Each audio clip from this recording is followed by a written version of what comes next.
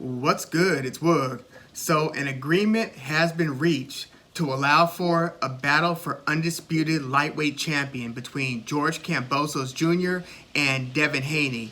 I was actually in the process of rolling out, publishing a video that was basically saying, boy, I hope Devin Haney and his team don't mess this opportunity up in terms of being able to even secure the deal. Because it was looking kind of questionable, like, is this fight really going to be made? Because we knew that there were going to be some sort of promotional issues between, top-ranked Bob Arum, Lou DiBella, and then on Devin Haney's side between Matchroom, Eddie Hearn, DAZN. And the concern was that if they didn't reach an agreement that was to Devin Haney's financial liking, that he might play a little bit of hardball and something would go wrong in the negotiations, causing them to break down, and then George Kambosos goes on and fights, some other, less exciting mandatory. So I was thinking, even if Devin Haney isn't getting paid what he feels he should be getting paid or is accustomed to getting paid, that it's worth taking this financial haircut for the sake of getting it done and securing the opportunity, because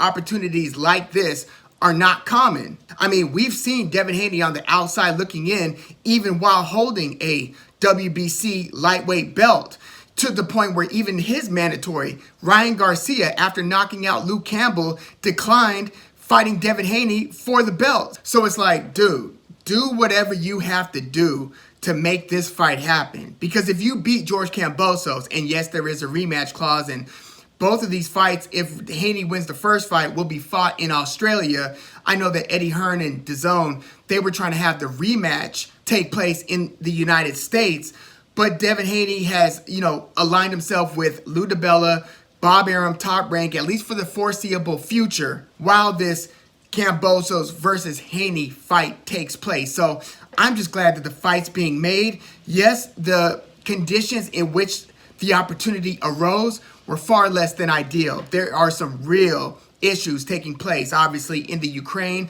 being invaded by Russia. And so what was supposed to be a huge opportunity for former champion Vasiliy Lomachenko has now resulted in an opportunity for Devin Haney. Sometimes the fates just work out that way. So Devin Haney is the beneficiary of these circumstances. And, to be frank, I'm unsure whether we will ever see prime Vasiliy Lomachenko in the ring again. I mean, the way that the history books are written and then the boxing history books are written could lead to these world events, consequently stripping the boxing world of one of its greatest stars of the past, era, to where we now have a 34-year-old Vasiliy Lomachenko who's going to be taking, at least the next several months, it appears, out of the ring. So it's like, if he comes back at, say, 36 years old, is this even a guarantee that we're getting the same Vasiliy Lomachenko that competed against Richard Comey and Nakatani, looking brilliant and bludgeoning both of those fighters, giving absolute beatdowns to both of those tough lightweight contenders? Are we even going to get that version of Lomachenko whenever he does return to the ring? Because keep in mind, not only was it when Lomachenko lost to Teofimo Lopez super unexpectedly, Teofimo Lopez bet on himself and pulled out the upset of a lifetime against Lomachenko, and even that had people saying, are we still getting prime Lomachenko? And even before that, just his foray into the lightweight division against, Jorge Linares, and then Anthony Crolla, and then in another tough fight against Luke Campbell. Both Linares and the Luke Campbell fights were tough for Lomachenko, and plus he's been battling those shoulder injuries over the years. So even his foray into lightweight had us thinking, are we already dealing with a post-prime Vasiliy Lomachenko? Well, now you add whatever inactivity we're about to get, all bets are off in terms of which version of Lomachenko is going to return to the ring. And that's just one of those unfortunate circumstances that was spurred by even more unfortunate circumstances in the global events that are taking place, the atrocities that are taking place. So the result of this series of events is George Kambosos Jr. versus Devin Haney. And my initial thoughts here are, what I would have thought about this fight 1 year ago is actually a lot different than I'm thinking right now. And the obvious reason for that is, because of George Kambosos' performance of a lifetime against Teofimo Lopez, which, as electric as he was looking and as many answers that he had for Teofimo Lopez's, punches and combinations and exchanges, as great as Kambosos was looking, I feel like he's still not getting the full benefit or credit. He's getting the benefit, but he's not getting the full credit for that win because of the question marks that we now have for Teofimo Lopez. The health going into the fight, the mind state going into the fight, the way that Teofimo Lopez fought that first round like he was going for a knockout or bust in that first round, which is totally uncharacteristic of Lopez. He's usually a pretty patient counterpuncher, electric and devastating counterpuncher, but a pretty patient one. The way that we saw him on his front foot, just taking the fight to George Kambosos like he had somewhere to be, was not the typical Teofimo Lopez that we're used to seeing. So I feel like Kambosos isn't getting the full credit at this point, but man, like every time Teofimo Lopez, because he did fight a spirited fight even after that first round knockdown, Teofimo Lopez was still trying to bring the fight to Kambosos, trying to adjust, trying to figure things out, and the corner situation is its own thing. But George Kambosos had an answer for everything Teofimo Lopez was giving him. And Kambosos, it's almost like he wanted to make it a point not to lose any exchange. That, if Lopez threw 3 punches, Kambosos wanted to throw 4 and to punctuate the exchange by having the last shot in the exchange. Basically, anytime Teofimo Lopez was coming on, Kambosos would come just that much harder to where, it should have removed basically all doubt going into the scorecards. And we'll get into Teofimo Lopez's commentary and his, conspiracy theory another time. But that's kind of concerning if Lopez truly believes what he is saying in terms of that fight was fixed and it was a rigged decision and they were just trying to set this up all along. That's another conversation for another day. But George Kambosos is a lot faster than I thought he was prior to Teofimo Lopez versus Kambosos. Because, I thought I saw Lee Selby edge a decision win over Kambosos. They gave it to Kambosos, close decision win. I thought Lee Selby might have edged that. And even before that, Mickey Bay fought super competitively against George Kambosos. And, even in the fights that I saw with Kambosos versus Richard Pena and Ray Perez, I thought that he was a good fighter, and I knew that he was Manny Pacquiao's sparring partner, longtime sparring partner, but I had no idea that he was of that caliber. I didn't see him as being a top-tier elite fighter. But, with the performance like we saw in his last fight versus Lopez, all bets are off, right? And then with Devin Haney, he was kind of billed as being like the ultra-sweet scientist, almost in the mold of a Floyd Mayweather, or we'll say second half of Floyd Mayweather's career stage, where it's totally a hit and not get hit type of scenario. But with Devin Haney, I don't think that he is as fast as I initially thought he was. Although, I saw some of his early career fights when he was still fighting in Tijuana, Mexico, before he was even 18 years old, already turned pro. And he had his social media all worked out. He was putting videos on YouTube this is Devin Haney TV, what's up?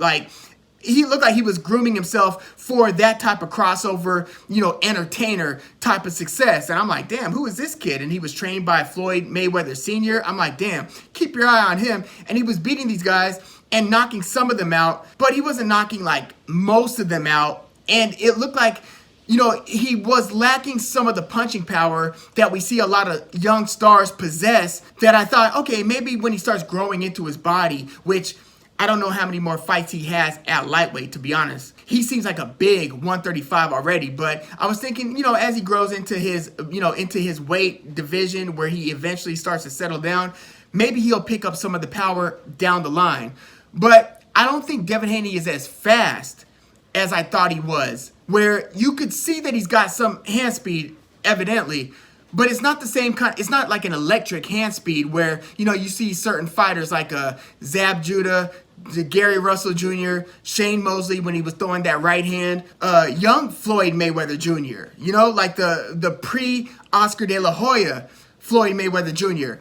Devin Haney doesn't seem to have that, where it's visibly, you're watching the fight, you're like, whoa, that looked fast. I don't think he has that. And he doesn't have next level punching power. But he is a sweet scientist, truly. He's a very good defensive fighter. But I don't think that his timing is as tricky as some of the sublimely skilled boxers that we've seen. Like, sometimes you see people who kind of hit on the off rhythm, like Floyd Mayweather continuously did. Look at a lot of his fights. He's like basically punching at the moment where the opponent least expects it. I feel like Devin Haney, not that he telegraphs his punches, but it's a more predictable punch pattern than some guys that we see. So, being that Devin Haney, I think, is, we'll say, Floyd Mayweather light in punching power, punching speed, and with the tricky timing, and with even some of the distance or range control, even though that might be Devin Haney's best asset, the ability to control range. He was obviously having a tougher time doing that in his last two fights against Joseph Jojo Diaz and Jorge Linares.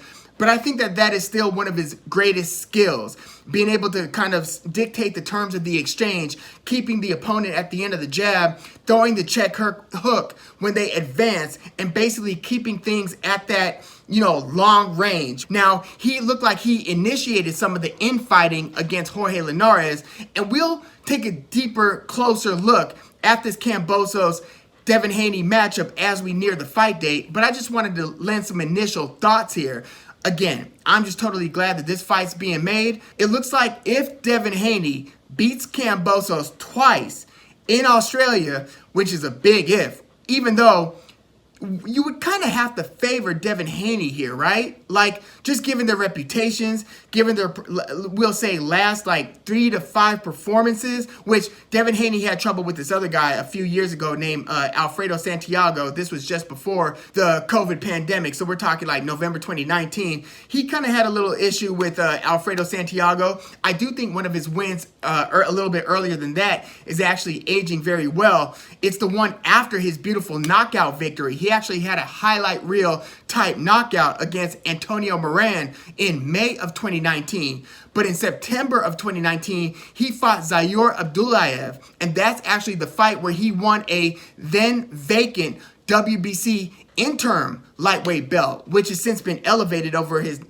subsequent fights. But it was against Zayor Abdullayev, who he stopped in the 4th round. This is, again, one fight after that Antonio Moran fight where he hit Moran and just put his lights out beautifully in the 7th round. But he beat Abdullayev, and Abdullayev actually just stopped Jorge Linares in a very exciting fight just a couple months ago. Stopped the favorite Linares, and so we'll see how good Abdullayev turns out being. But the fact that Devin Haney controlled all 4 rounds against Abdullayev and then basically stopped him by the end of the 4th round, I think that that is a win that's actually aging somewhat well. But, I wouldn't be totally surprised if Devin Haney is able to beat Kambosos pretty handedly. And by handedly, I basically mean anything better than a 8-4 scorecard. So we're talking maybe 9 rounds to 3. I wouldn't be totally surprised if Haney controls the fight to that degree. But again, after seeing this last performance from George Kambosos, I'll have to see how those hand speeds between the two are looking comparatively. Because if George Kambosos is as fast as Devin Haney, well, we know that Kambosos likes to throw fast 3 to 4 punch combinations, whereas Devin Haney is more like a 1 punch, maybe 2 punch at a time guy. So it's like if Devin Haney throws a check hook and takes a step back and throws like a 1-2, if Kambosos is then able to throw 3, 4, 5 and basically get the better of some of these exchanges, this could be a very interesting fight. But I expect Devin Haney to be a slight favorite here. So yeah, this is an opportunity of a lifetime, one that Haney could not afford to pass up, even though he is still 23 years old. But he now will have to beat Kambosos twice to basically move on and defend the title against other guys. We'll see how many fights he has left at 135 before he inevitably moves up to 140. It looks like if he does beat Kambosos twice, that the next in line is Vasiliy Lomachenko. So that would be 3 fights with top-ranked ESPN, Lou DiBella, and them for Devin Haney. So it looks like his path, at least for the next year or so, is already carved out. So yeah, we're gonna take a closer look as we near the fight date. But yeah, again, I'm just ecstatic that George Kambosos Jr. versus Devin Haney is about to go down. But yeah, let me know what you think about this fight being made. Who are you giving in your early thoughts? Who are you shading as the favorite here? And have either of these guys in their past couple fights either exceeded or lessened your expectations of them or your idea of them? I already know that Kambosos exceeded everybody's expectations except for maybe George Kambosos's. But Devin Haney, what do you make of his last two fights versus the very good lightweights?